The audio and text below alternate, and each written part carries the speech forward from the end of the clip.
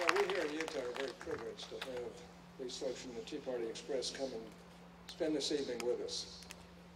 I just went over and saw their buses. It's pretty impressive, is all I can say.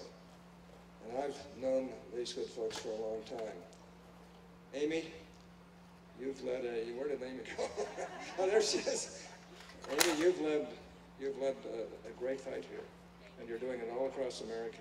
And the Tea Party Express is the largest Tea Party segment of all in this country. It has made a real difference.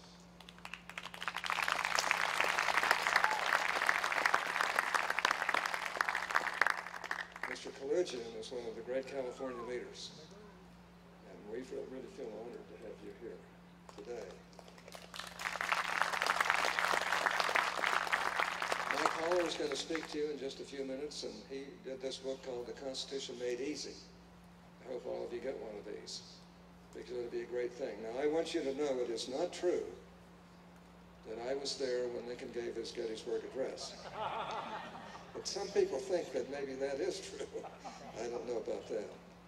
Now, liberals really don't care what you do as long as it's mandatory. Now, just think about it.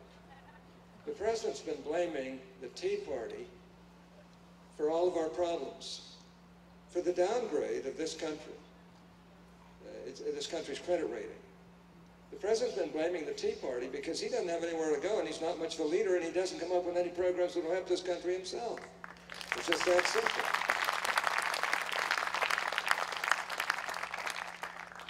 Liberals don't care what you do as long as it's mandatory. And the greatest mandatory thing that they have right now is in the Obamacare.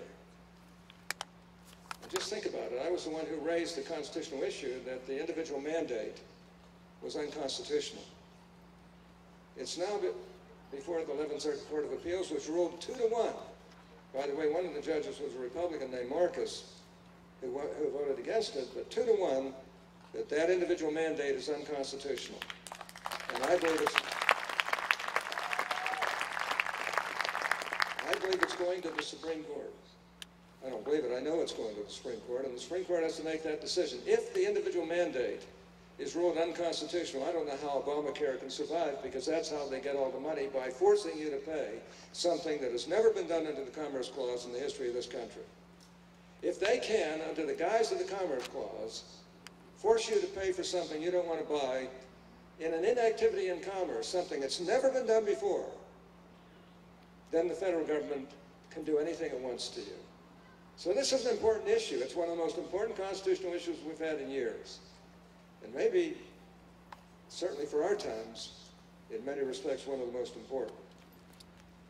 But let me just chat for just a few minutes about some of the constitutional difficulties. The judiciary. I've spent a long time in the United States Senate making sure that we have a decent, effective judiciary. And it's uphill every step of the way, because the liberals want people who are going to do all of these liberal things that really infringe on our liberties. If you'll recall, one of the great losses that we had was Bob Bork.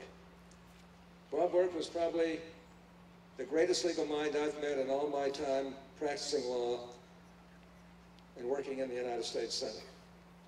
And they shot him down for one reason. They were afraid he'd be so influential on the court that he would turn the court around. So we lost that battle. We don't win them all. But we won the battle with regard to Nino Scalia, who's become one of the all-time great conservative jurists. I don't always agree with Antonin Scalia, but most always. He's a great justice and doing a terrific job. We also won in one of the all-time most important constitutional battles in history. We won the confirmation of Clarence Thomas.